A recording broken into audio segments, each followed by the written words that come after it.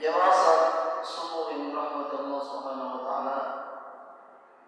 Bersyukur kepada Allah Subhanahu wa taala karena pada subuh yang mulia ini kita masih diberikan taufik kesehatan sehingga masih bisa menunaikan ibadah salat subuh secara berjamaah walaupun dalam keadaan yang masih sulit seperti yang kita rasakan saat ini.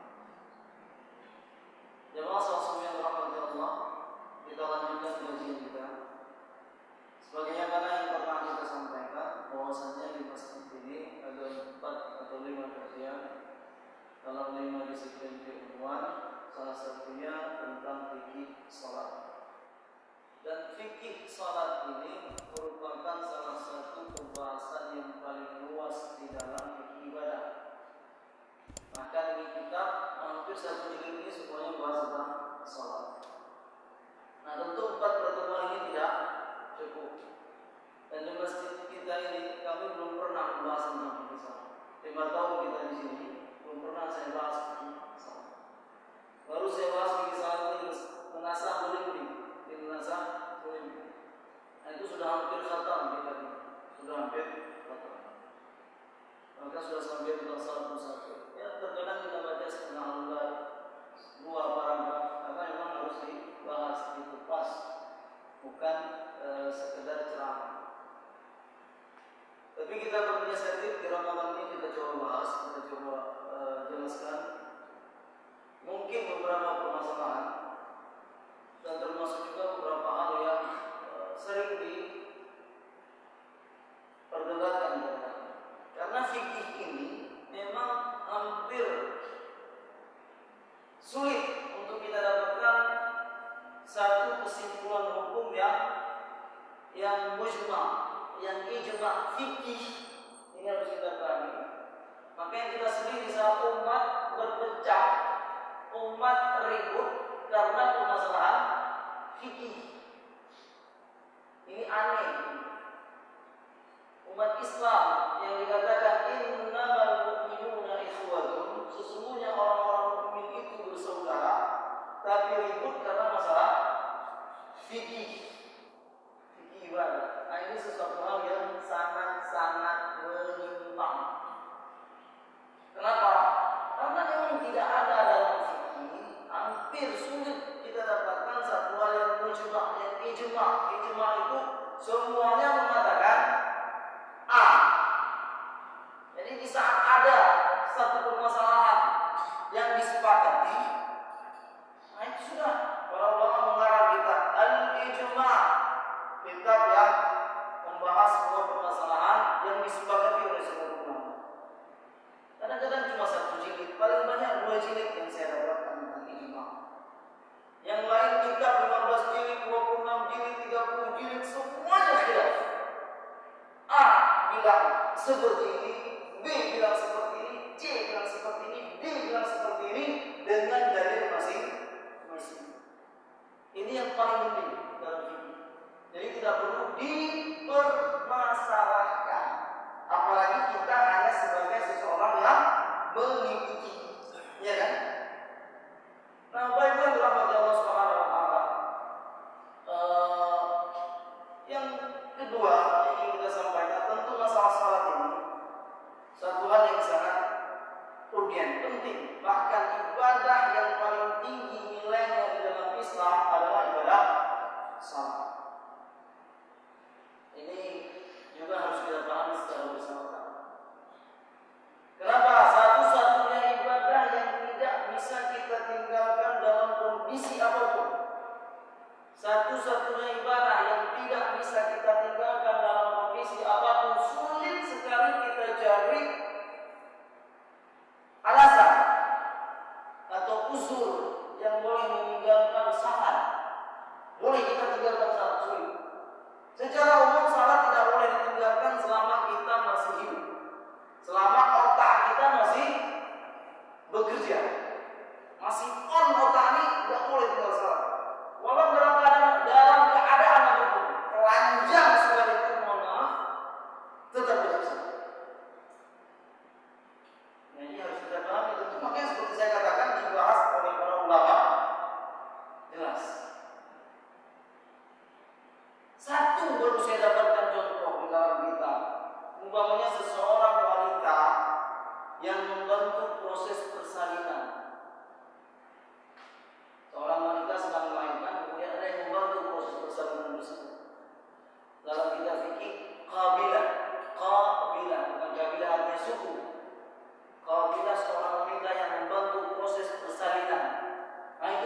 tinggalkan salat. Mungkin dia tinggalkan si anak atau si ibu akan meninggal. Yang lain sulit sekali kita dapatkan contoh. Baju saya kotor, ya buka baju, salat pakai celana. Celana saya kotor, ya buka celana, dan lain-lain. Nah, kemarin ada yang mengirim video kepada saya. Sekarang dalam kondisi sulit seperti ini, COVID-19, ya kan, dokter-dokter salat, ada salat ada. Sebelumnya satu ayat ini mengatakan boleh salat dalam keadaan tanpa bersuci. Itu sebenarnya sudah dibahas oleh para ulama. Salatnya orang yang faqidut tahuraini, salat orang yang kehilangan dua bersuci, katakan. Tidak dengan berwudu dan tidak juga dengan tayamum. Seorang kalau mau salat apa syaratnya? Harus suci. Salah satu bersuci dengan berwudu, tidak bisa berwudu, tayamum. Itu dokter-dokter yang mengurus jenazah ataupun pasien yang terjangkit COVID-19, tidak bisa wudu, tayamum tidak bisa. Iya kan? Sulit. Akhirnya difatwakan oleh MUI. Itu bukan fatwa baru, tapi itu adalah satu hal yang sudah dibahas jauh sebelum ini. Kalau dalam fikih salah satunya salat faqidut tahurain, yang hilang dua alat bersuci, yang tidak bisa bersuci. Nah, kemarin ada satu orang mengirim, saya baru kemarin lihat video ini. Dokter-dokter salat dalam keadaan tanpa rukuk dan tanpa sujud. Tanpa sujud. Ini kalau Bapak Ibu sudah melihat video itu, ya kan? Juga dalam keadaan seperti itu. Tidak bisa sujud, bisa nanti menimbulkan lantai dan segalanya. Itu tentu daerah-daerah yang tidak terkendali lagi seperti Pulau Jawa. Salat cuma berdiri saja, berdiri, rukuk, kemudian berdiri lagi dan sujud dengan isyarat. Nah, ini juga ada dibahas. Sudah dibahas. Orang banyak bertanya, saya nggak pernah dapat masalah seperti ini. Bukan nggak pernah dapat, belum kita baca, belum kita pelajari. Dan menurut saya memang kita sebagai muslim, karena ini adalah ibadah yang satu-satunya yang paling tinggi, wajib dipelajari kita semua. Tidak ada satupun yang boleh kita tinggalkan, karena kita akan melakukan semuanya ini. Musafir, siapa yang nggak pernah musafir di sini? Ya kan? Kusuf atau khusuf, gerhana dua gerhana, sering sekali. Dulu ketika saya kecil nggak terbayang saya salat gerhana tersebut. Rupanya sekarang sebentar-bentar kita salat gerhana. Salat apa lagi? Istisqa di Bangladesh sudah ada, di sini saya belum pernah. Sudah juga pernah saya di masjid. Semua ibadah salatnya akan kita lakukan. Mungkin khauf ya, karena perang atau yang lain-lain. Nah, Bapak Ibu yang dirahmati Allah, satu-satunya ibadah yang tidak bisa kita tinggalkan dalam kondisi apapun adalah ibadah salat. Puasa bisa tinggalkan, bisa kalau puasa. Zakat apalagi, haji pilih-pilih. Tapi salat tidak ada unsur untuk meninggalkan salat selama otak kita masih bekerja. Nah, kan aneh kalau ada yang bertanya, gimana cara naluri puasa yang banyak? Ini bagaimana ceritanya? Iya kan? Ketika ada orang puasa tapi dia tidak salat umpamanya. Nah, ini satu hal yang harus kita perhatikan dalam kehidupan. Nah, Bapak Ibu yang dirahmati Allah, mudah-mudahan empat pertemuan memang yang kami bacakan di masjid ini hadis itu belum selesai juga. Tapi saya berniat nanti akan saya baca di masjid kita ini tentang fikih salat. Mudah-mudahan bila Allah SWT memberikan umur masih, saya akan baca tentang fikih salat ini agar dipahami. Ada juga pengajian yang ibu di sini tentang fikih salat yang saya baca dari awal. Siang, sore, Kamis. Tapi sekarang sudah off juga karena kondisi. Bapak Ibu yang dirahmati Allah, semua syariat itu ada sejarahnya. Ada sejarahnya. Kalau dalam disiplin ilmu Islam itu namanya tarikh tasyri', sejarah pensyariatan. Nah, kita umpamanya hidup sudah bertahun-tahun, ada di sini mungkin yang sudah salat 40 tahun, ada yang 50 tahun dia sudah salat. Ada yang sudah salat 20 tahun, ada yang sudah salat katakanlah sampai 60 tahun. Karena Allah Subhanahu wa taala memberikan umur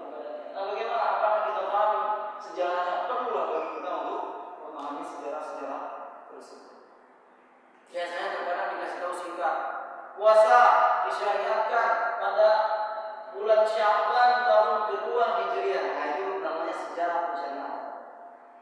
Zakat tahun kedua Hijriah, bulan Sya'ban juga ada yang mengatakan di saat Ramadan itu sendiri. Azan, kapan disyariatkan azan? Tahun pertama.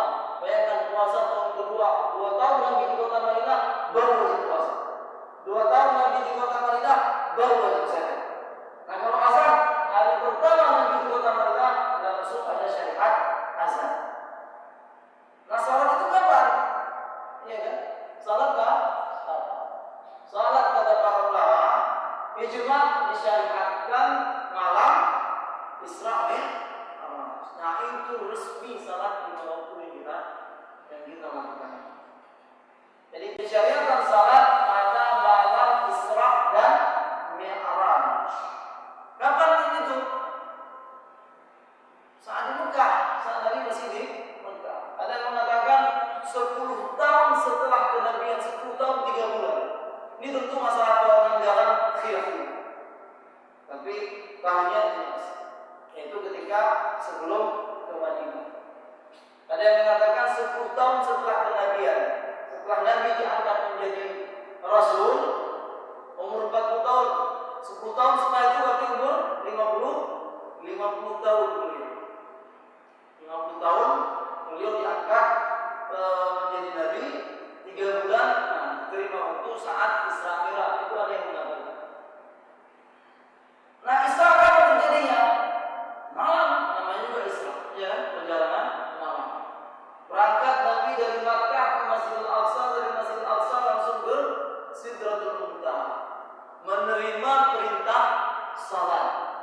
1 malam perjalanan itu. Insya Allah tidak akan ada manusia yang bisa sebut. Nah, kan malam balik, ya kan? Balik subuhnya sampai ke bumi lagi. Salat subuh di bumi waktu itu, apakah dilakukan? Tidak dilakukan. Walaupun perintah salat sudah ada. Baru mulai salat di saat waktu zuhur. Kenapa? Karena waktu zuhur belum diajarkan gimana berbicara salat. Nah, ini yang harus kita. Jadi Rasul terima malamnya, turun lagi, subuhnya belum salat, belum tahu gimana berbicara. Baru zuhurnya mulai. Maka terkadang sering itu dimulai itu zuhur, asar, maghrib, isya, subuh berdasarkan pelaksanaan pertama itu yang dibuat. Nah, Bapak Ibu yang dirahmati Allah Subhanahu wa taala, sebelum itu apakah tidak ada salat? Ada salat. Jadi salat itu seperti yang sudah kita lihat istilahnya itu dalam Isra Mi'raj, ya kan? Rasul menerima ibadah salat dari Allah. Kemudian Nabi Musa mengusulkan tak kuat menampung itu.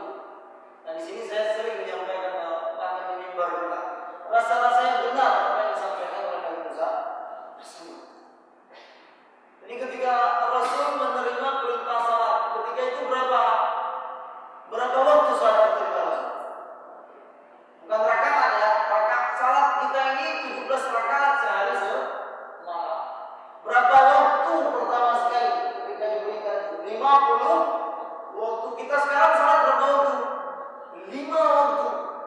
Jarak antara subuh dengan zuhur nanti sekitar 5-6 jam. 5 waktu. Zuhur ke asar, asar ke maghrib, maghrib ke isya yang sekitar 5 waktu. Kan Nabi Muhammad SAW ketika menerima, kemudian Jibril mengatakan, "Gak mampu 50 waktu itu, saya sudah coba alamat saya. Minta lagi diskon, sampai 9 kali diskon beliau minta. Ketika balik sudah kita bagaimana? Tinggal 5 lagi yang diusul. Minta lagi, gak kuat 60 itu. Selesai betul itu. Iya kan? Memang sekarang masih juga ada yang tidak salat. Dengan berat yang lumayan betul yang menjawab. Hari-hari dijudi kemana ya kan? Malu kita minta lagi diskon. Akhirnya tetaplah 5 waktu. Dan itu Nabi Musa minta lagi. Tak kuat 5 waktu. Betul yang banyak yang kita. Bahkan layak buat mana? Ini hanya ini. Nah, baik yang berahmati Allah, tapi tetap dikatakan dalam hadis 5 waktu sama dengan 50 waktu.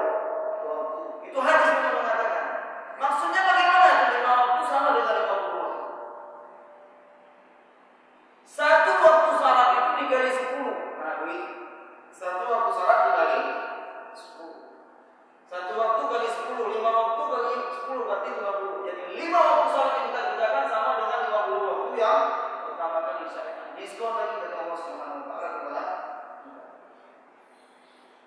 Kemudian Bapak Ibu yang dirahmati Allah Subhanahu wa taala, apakah salat pertama kali diterima seperti yang kita lakukan saat ini? Nah, ini yang ingin mungkin belum pernah saya sampaikan. Saya akan bacakan. Apakah salat ketika pertama sekali itu zuhur 4 rakaat, asar 4 rakaat, maghrib 3 rakaat, isya 4 rakaat, subuh 2 rakaat, atau bagaimana? Nah, ini penting bagi kita sebagai muslim. Ini maksudnya kita menyampaikan ini betul-betul kita beribadah ala basirah dengan ilmu, bukan ikut-ikutan. Karena sekarang mohon maaf ada beberapa fenomena yang kita dapatkan, nampaknya umat Islam ini nggak bisa lagi salat, nampaknya sebagainya. Nah, yang membayang banjir aurat, nah yang tidak menggih masuk ada tiga dengan bui muji, ini hal-hal yang aneh. Padahal masalah masbuk itu dibahas detail.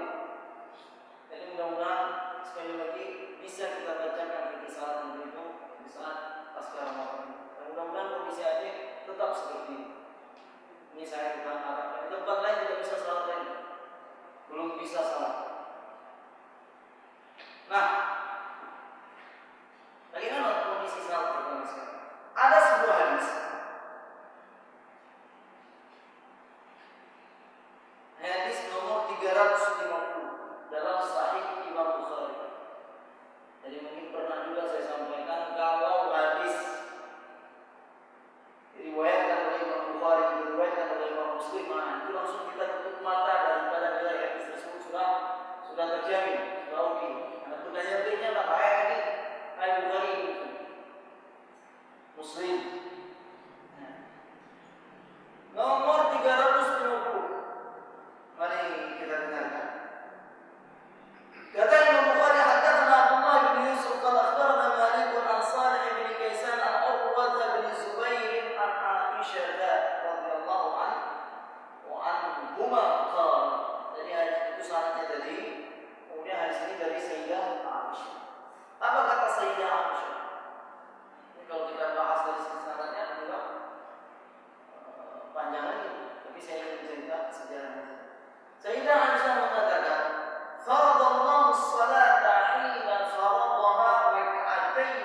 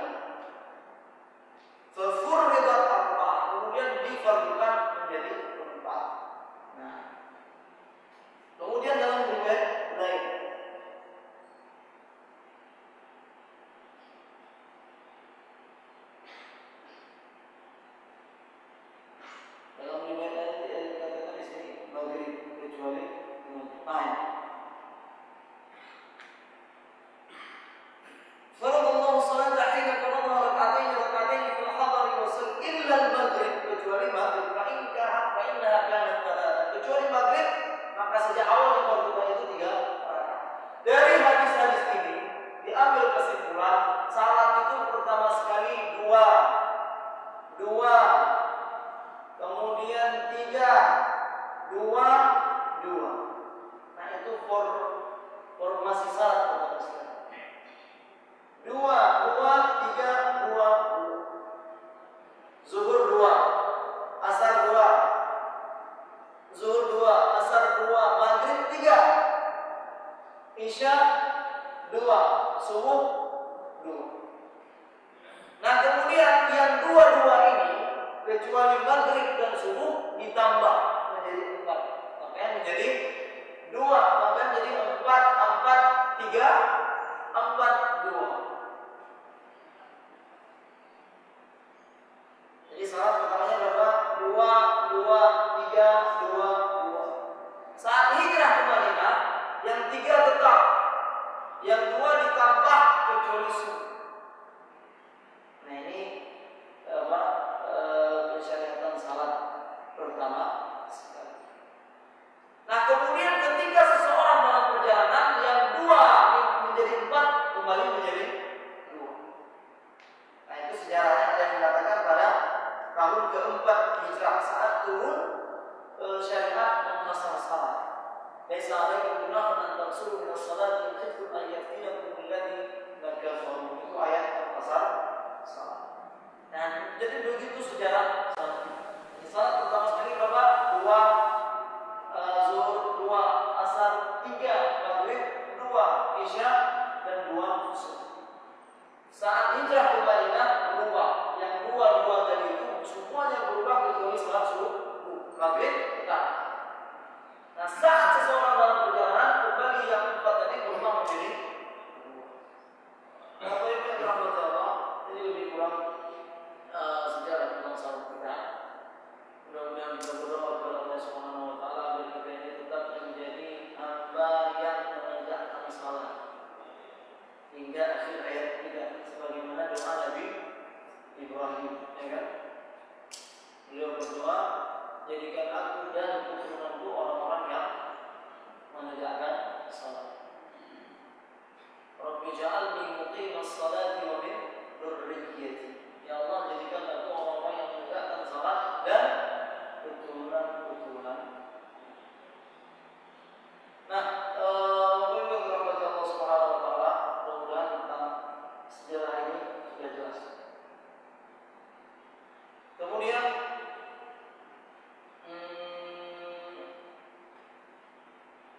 apakah jadi sebelum ada salat 5 waktu tidak adakah salat yang wajib yang dikerjakan? Ada dikerjakan salat. Nah ini mungkin sedikit gambaran daripada para ulama kita. Sebelum salat 5 waktu tersebut yang wajib, salat dalam Islam ini yang wajib cuma salat 5 waktu, yang lain tidak wajib kecuali kalau diwajibkan atas diri sendiri, umpamanya nazar. Jadi yang nanti ditanya itu hanya salat 5 waktu pertama sekali.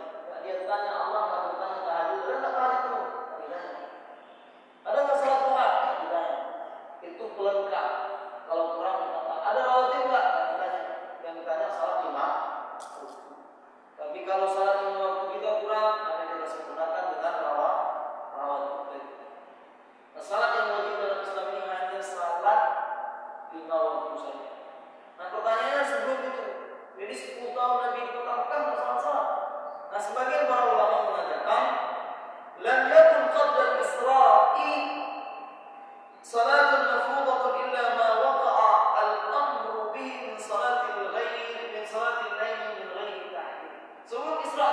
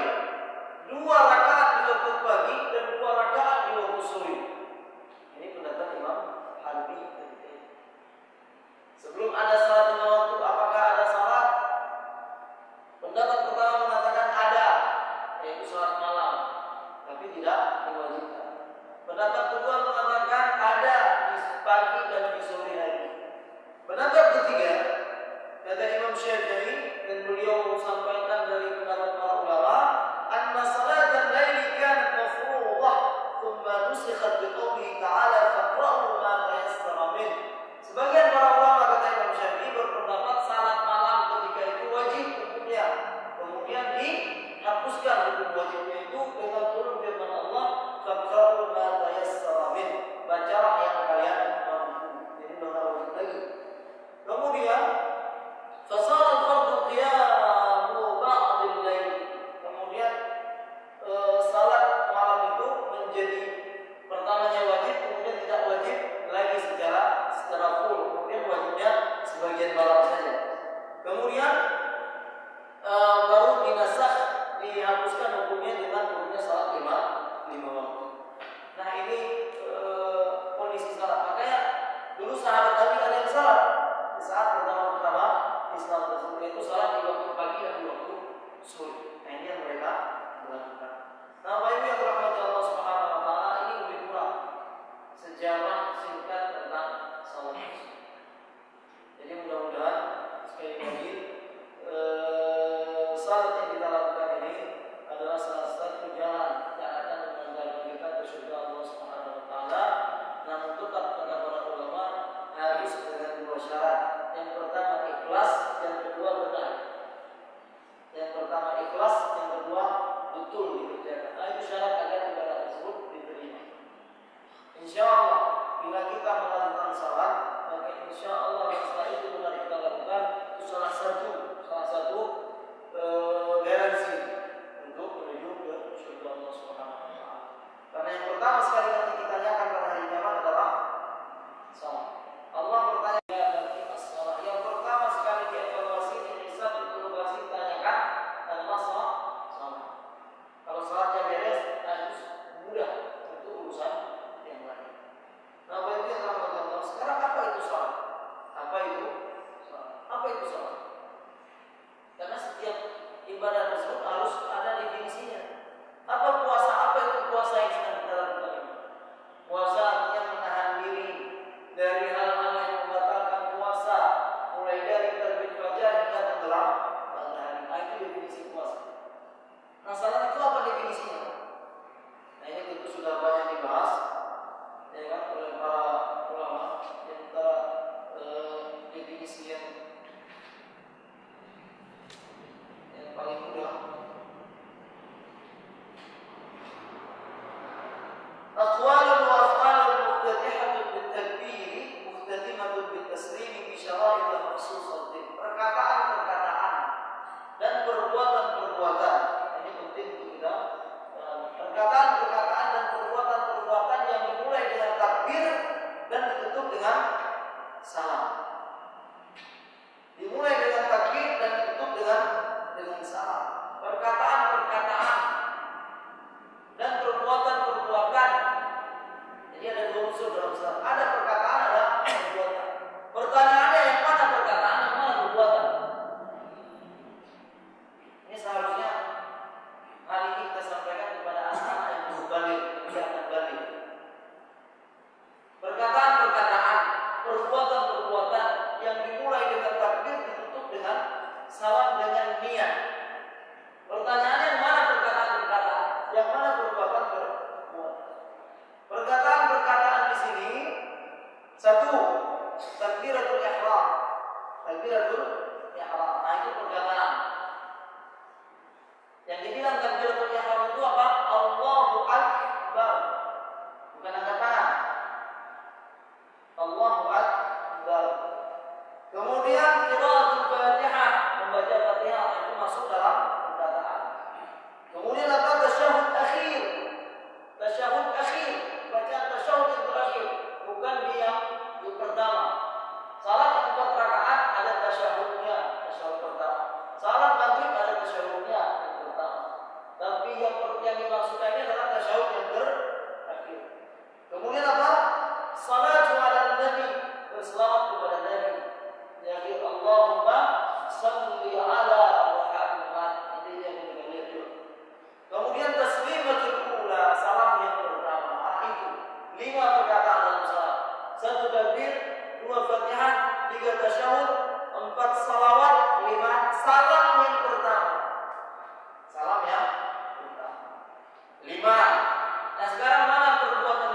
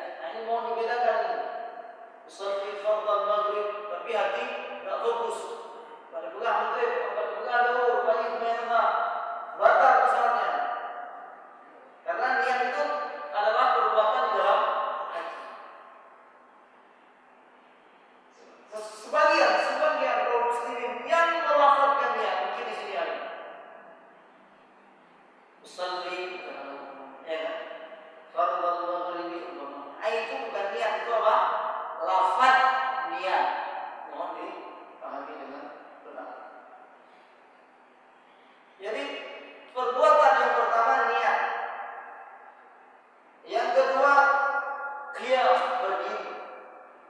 Yang ketiga, ruku. Yang keempat, i'tidal. Yang kelima, sujud. Yang keenam, al-julus baina sajdatain, duduk antara dua sujud. Dan yang kedelapan, tertib. 5 tambah 8 berapa?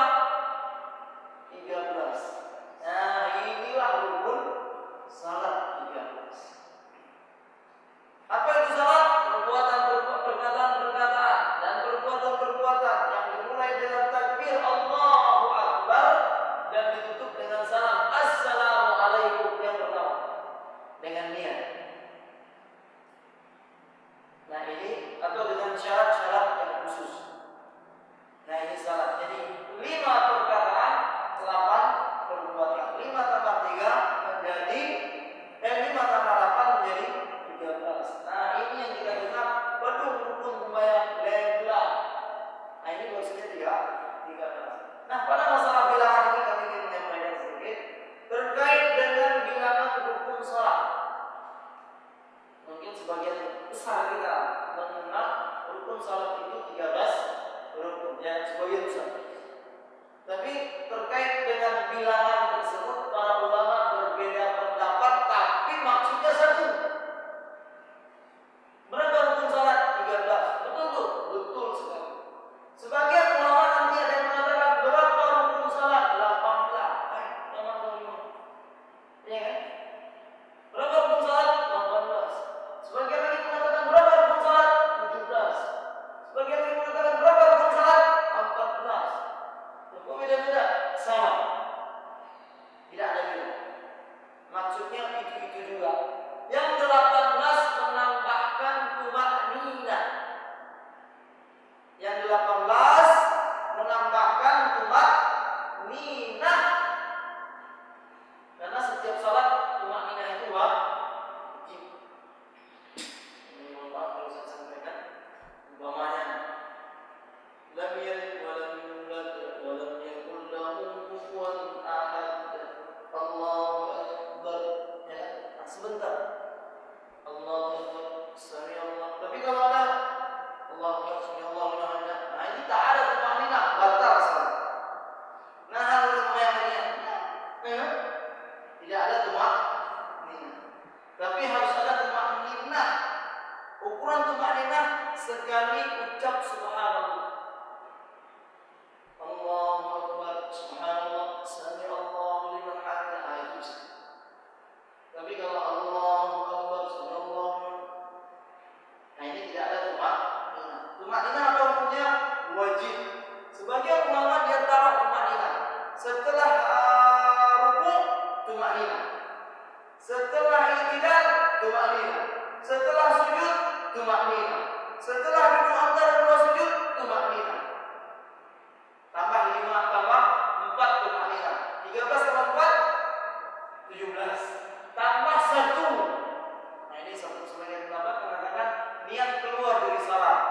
Tapi pendapat ini sedikit dibantah menjadi 18. Yang mengatakan 17 tambah tumakninah 4. 13 tambah 4. Sedangkan yang mengatakan 13 sudah include tumakninah, sudah masuk tumakninah di dalamnya. Sujud, ruku, tumakninah. I'tidal, tumakninah. Sujud, tumakninah. Duduk antara dua sujud yang dimasukkan. Yang mengatakan 14, berapa rukun salat? 14. Dia tambah 1 rukun yaitu tumakninah. Nah, itu maksudnya untuk semua itu. Jadi nanti kalau umpamanya kita baca di buku, kan beda-beda sekarang bacaan, apalagi internet begitu terbuka. Jadi yang baca rukun salat 18, betul itu jawabannya. Rukun salat 17, benar jawabannya. Rukun salat 14, betul jawaban tersebut. Rukun salat 13, itu yang kita kenal, tidak ada khilaf di sana. Maksudnya satu. Rukun salatnya semuanya benar. Nah ini dari definisi tersebut. Ini kita waktu cuma setengah jam, 4 menit lagi. 4 menit. Nah kita targetkan memang dari jam subuh ini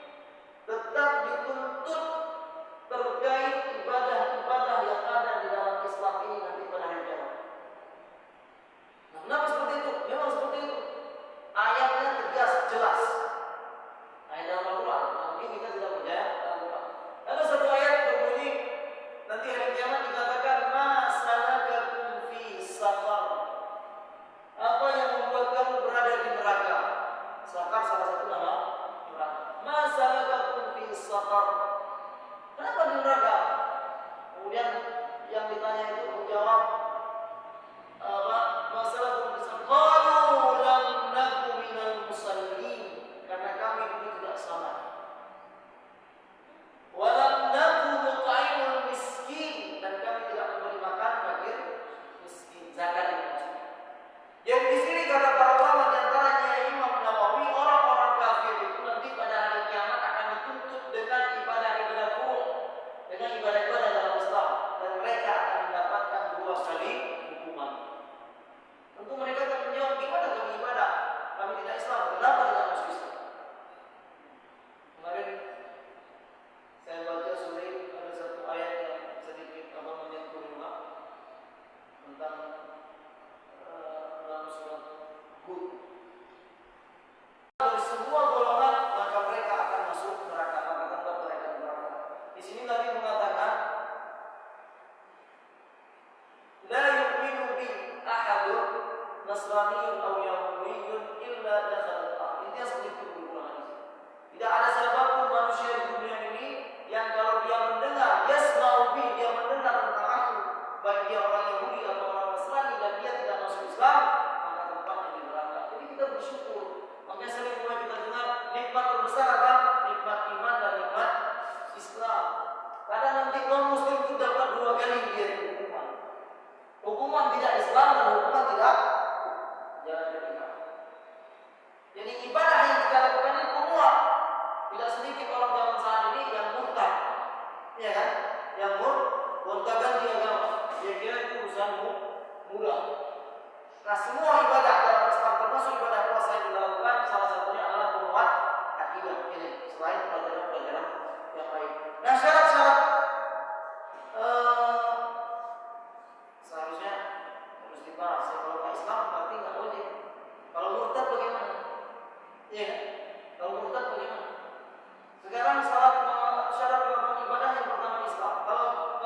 Kalau kafir nggak wajib Islam dulu. Walaupun nanti kena hukuman kalau yang tidak Islam, nah double hukuman. Nah, bagaimana dengan murtad? Dia Islam kemudian dia murtad. Nah, itu tentu nanti dia wajib mengqadha syarat-syarat yang dia tinggalkan di saat dia keluar dari Islam. Nanti akan saya bahas. Nah, kalau syarat ini hukumnya wajib, maka meninggalkan berdosa. Bagaimana hukum kalau ada orang meninggalkan salat? Bagaimana hukum kalau ada orang meninggalkan salat? Ada 3 di sini. Saya pilih kesimpulan saya. Sudah habis waktu. Yang pertama, bagaimana status seseorang yang meninggalkan salat? Statusnya itu bagaimana? Tanyakan dulu. Nah, ini jawaban yang pertama. Kenapa meninggalkan salat? Kalau dia meninggalkan salat karena dia tidak meyakini salat tersebut ada, juhud, dia ingkar kepada salat tersebut, maka dia telah kafir. Tak perlu dikafirkan. Jangan suka mengkafirkan orang. Kalau ada seseorang mengingkari ibadah-ibadah dalam Islam, tidak ada salat, tidak ada puasa, tidak ada zakat.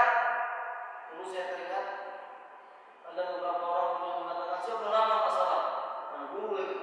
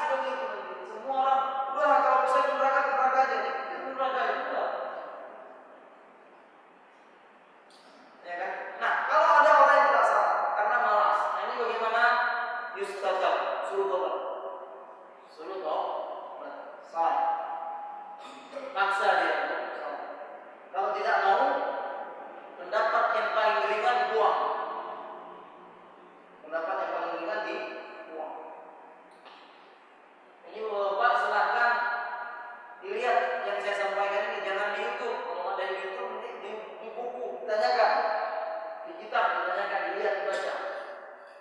Pendapat yang paling ringan adalah dibuang orang seperti ini, keluarkan dia dari kampung tersebut.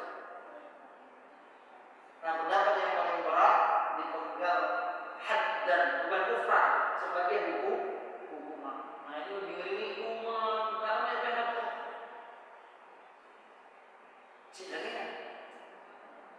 Ya, kalau tidak salah, maka harus dipenggal dalam keadaan had dan hukuman. Nah, beda penggalan pertama dengan yang kedua. Kalau yang pertama itu biarkan saja, tidak diurus, tidak dimandikan, dikabarkan, disalatkan, apalagi dikuburkan.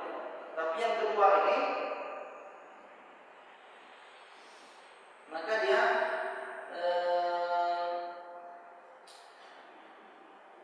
tetap wa idza qutila fasayyan aw yuksar wa yukfan bi maqabir muslimin mumirahu bi aqarib muslimin bi annahu bainahum. Orang seperti ini kalau sudah diikat, dia tetap setelah itu wajib dikabarkan, disalatkan, dikuburkan di kuburan umat Islam, dan mirasnya, warisannya tetap boleh dibagi. Nah, ini beda hukum yang ada. Nah, Bapak Ibu yang dirahmati Allah, tentu ini masih 2-3 lembar di awal pembahasan tentang salat. Mudah-mudahan semakin memberikan pemahaman kepada kita bahwasanya ibadah yang kita lakukan ini betul-betul sebuah ibadah yang sangat tinggi nilainya di sisi Allah Subhanahu wa taala. Bahkan ibadah ini adalah ibadah yang difardukan di langit, bukan di bumi.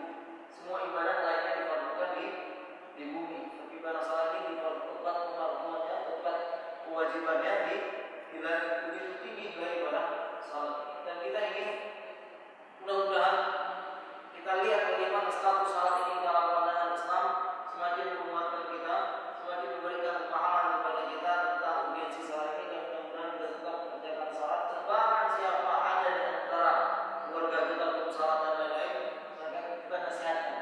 Kalau sempat dicoba hukum Islam, ini gawat, ya kan? Bisa gawat. Dan mudah-mudahan dengan pemahaman, banyak orang juga beribadah atau meninggalkan sesuatu karena tidak paham, menganggap suatu hal ini adalah hal yang enteng. Tidak ada kewajiban. Terakhir, tidak ada kewajiban di dalam Islam, tidak ada kewajiban di dalam Islam yang kalau tidak dikerjakan dia gugur. Tidak ada. Dia akan tetap menjadi hutang sampai selama-lamanya.